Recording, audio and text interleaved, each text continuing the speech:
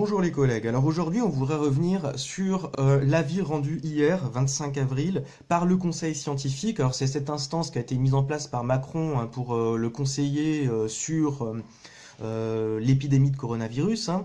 Et donc cette instance, elle a rendu un avis sur la réouverture des établissements scolaires. Alors nous, ça nous intéresse puisque d'une part, le ministre Blanquer a déjà annoncé dans la foulée, hein, que ce seraient ses recommandations qui servirait de base, hein, de feuille de route pour la réouverture des établissements.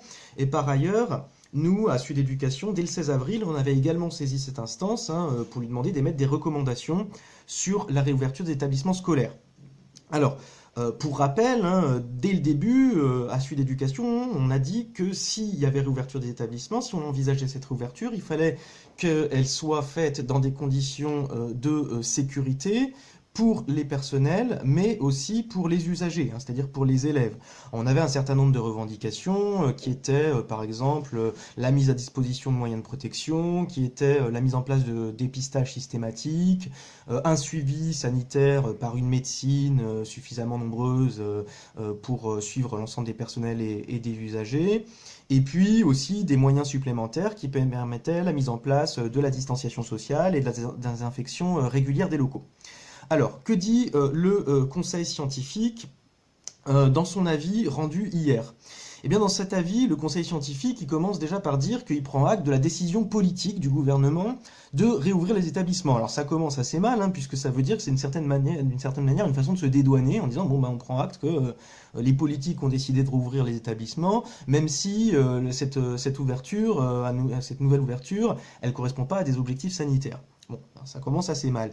Ensuite, qu'est-ce qu'on nous dit? On nous dit qu'effectivement, il y a un certain nombre de revendications, y compris qu'on portait, qui sont validées, puisque, a priori, le port du masque, hein, devrait être obligatoire pour les personnels, mais aussi pour les élèves en collège et en lycée.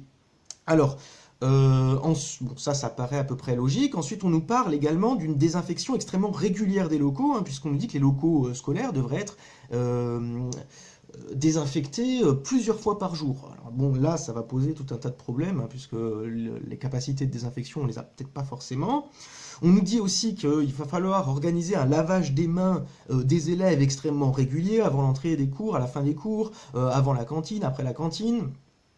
Donc ça va aussi être compliqué quand on sait, hein, le nombre d'éviers qui sont à disposition dans l'établissement scolaire. Il y a aussi un autre problème qui va être lié à la cantine, c'est qu'on nous dit que dans l'idéal, il faudrait que les élèves ils prennent leur repas en salle de classe. Alors bon, ok, là ça devient un peu plus compliqué.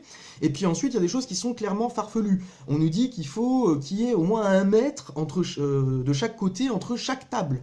Alors ça, bon, pour ceux qui savent un peu comment fonctionne un établissement scolaire, les effectifs dans les classes, etc., à part dans des salles de permanence avec un nombre réduit d'élèves, on voit pas trop comment ça va pouvoir être mis en place.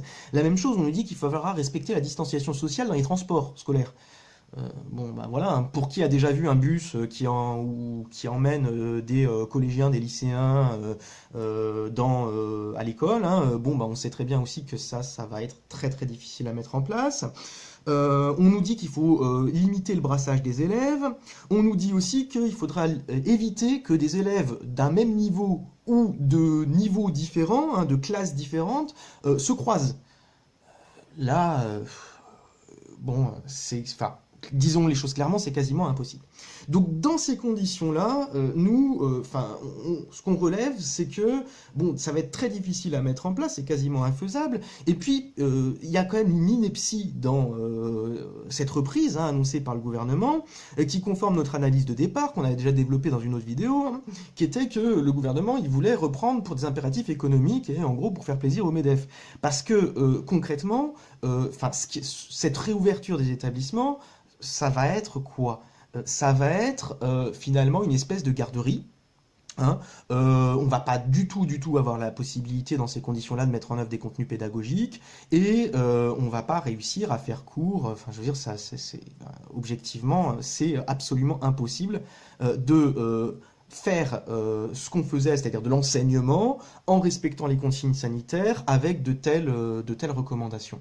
Donc pour Sud Éducation, dans ces conditions, eh bien c'est non, hein, ça va pas être possible, à moins qu'on arrive à mettre en place tout ça, mais on voit pas bien la logique y compris en termes d'enseignement.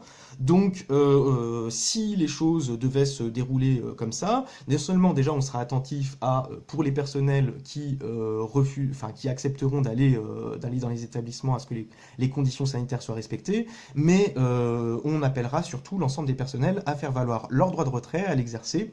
On les accompagnera dans cette procédure parce que là, clairement, on n'est pas du tout dans quelque chose de raisonnable qui est annoncé.